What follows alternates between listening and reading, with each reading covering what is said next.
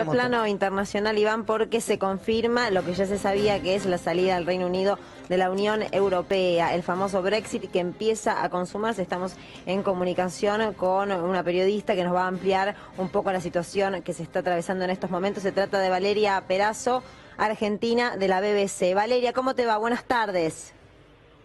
Hola Luciana, buenas tardes. Valeria, ¿cómo se están viviendo estas horas? ¿Qué es lo que ha ocurrido? ¿Cómo se termina consumando el Brexit?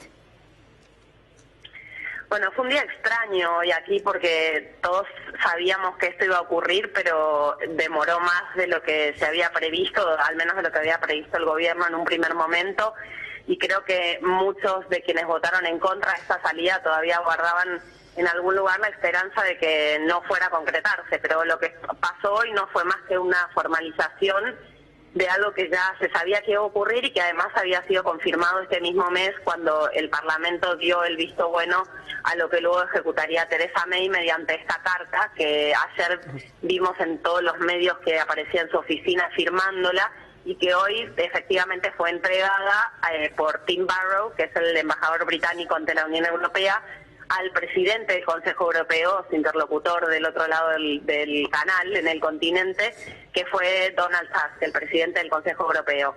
Y esta carta que firmó May, una carta de 6 páginas, lo que hace es invocar el famoso artículo 50 del Tratado de Lisboa. Este es un artículo y un tratado del que hemos oído hablar muchísimo en Reino Unido desde los 9 meses que han pasado desde el referendo, y que no hace sino poner en marcha el proceso por el que se ha votado, por el que votaron más del 50% de los británicos, de separarse del continente después de 44 años de unión.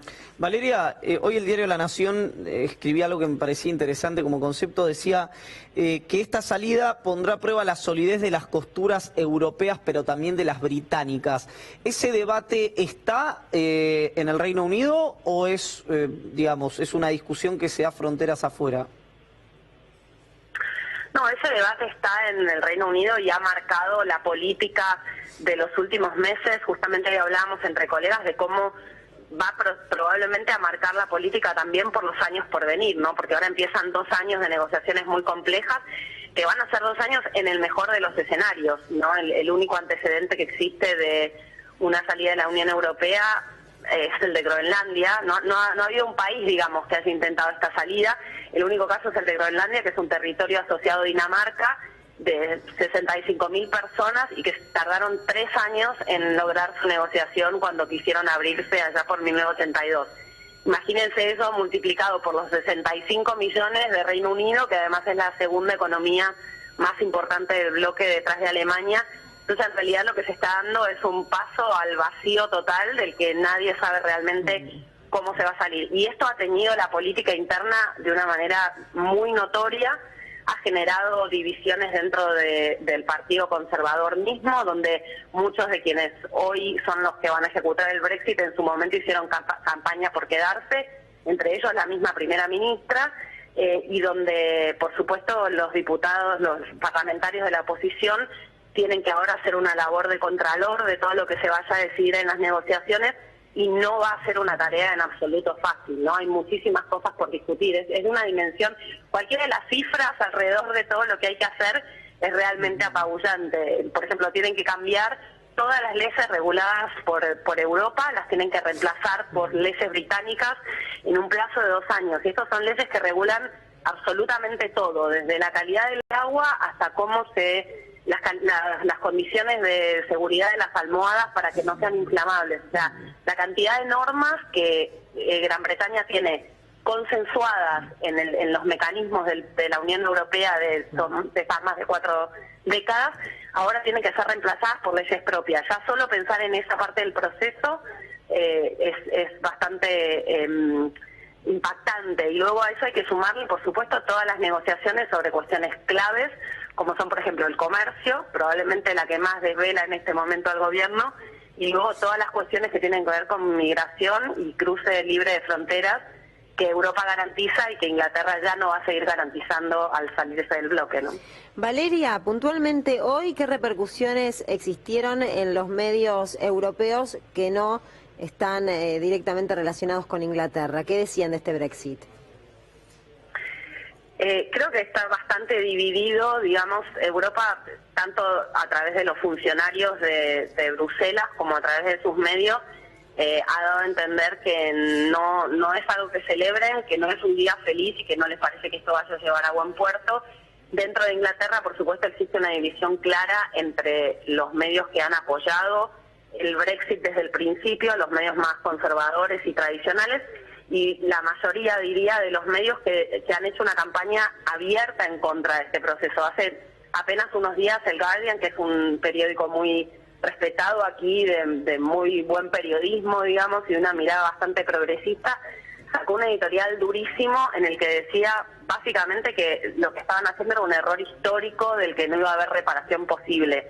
O sea que los medios acá realmente han tomado una postura sobre qué opinaban del Brexit, y lo mismo ha ocurrido en Europa, por supuesto dividido por las líneas ideológicas que marcan este debate desde que empezó, y también por supuesto por el hecho de que los ciudadanos se van a ver afectados por todas estas decisiones que se tomen, y tanto de un lado del canal como del otro se sabe que va a haber muchos perdedores, ¿no?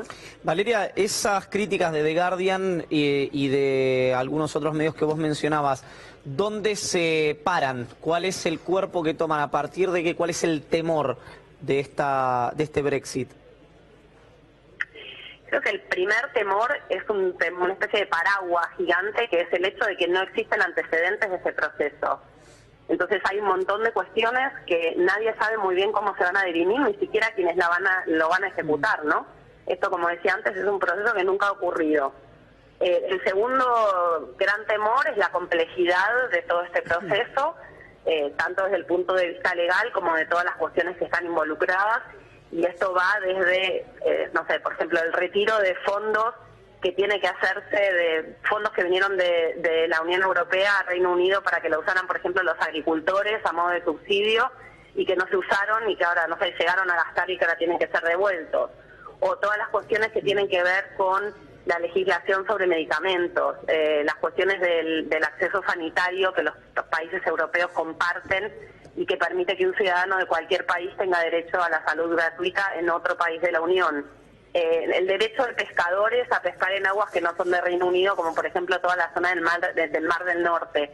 En cualquier área que uno mira hay muchísimas cuestiones que están en juego, y un poco el temor es precisamente la incertidumbre que genera dar un paso que no tiene retorno. Las leyes no prevén que haya retorno. Técnicamente lo hay, digamos, pero tendría un costo político altísimo, y May mismo ha dicho que de ninguna manera hay vuelta atrás en esta decisión. Y por otro lado, además de esta irreversibilidad, está el plazo muy corto en el que todo tiene que resolverse, ¿no? Tienen 2 años para que, si no se alcanza un acuerdo y no hay un acuerdo unánime para extender el plazo de negociación, Reino Unido queda automáticamente excluido de la Unión Europea, lo cual significa, en términos muy prácticos, por ejemplo, y mirando la cuestión económica que importa muchísimo, significa que inmediatamente queda fuera de los acuerdos de libre comercio y le toca empezar a negociar con Europa pagando los aranceles como si fuera cualquier otro país que no pertenece al continente, ¿no? Las implicancias de eso son imposibles de calcular en términos monetarios, en términos legislativos, y yo creo también que en términos sociales. Valeria, muchísimas gracias. Hasta yo entendí lo que está explicando. Me alegro. Estás mejor que muchos aquí porque es muy complicado. No todos se entiende fácilmente y mucho va a estar por verse. Un abrazo grande. Saludos a todos.